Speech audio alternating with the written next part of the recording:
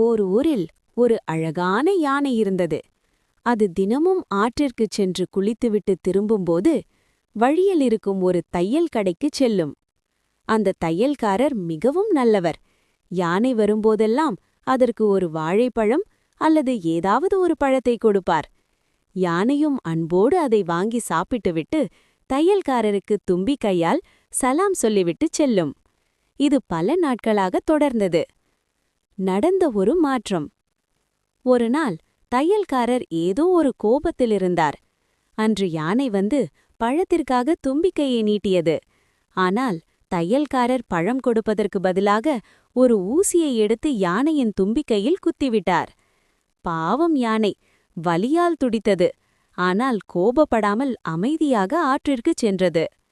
யானையின் புத்திசாலித்தனம்.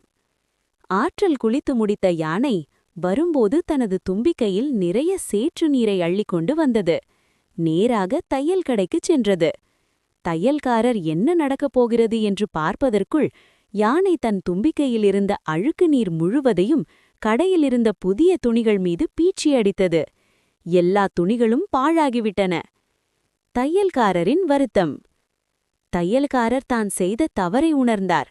யானை ஒரு மிருகமாக இருந்தாலும் அதற்கு தீங்கு செய்ததால்தான் இன்று எனக்கு நஷ்டம் ஏற்பட்டது என்று வருந்தினார்.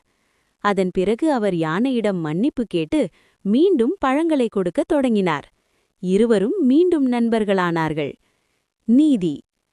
தீங்கு செய்தவருக்கு தீங்குதான் வந்து சேரும்.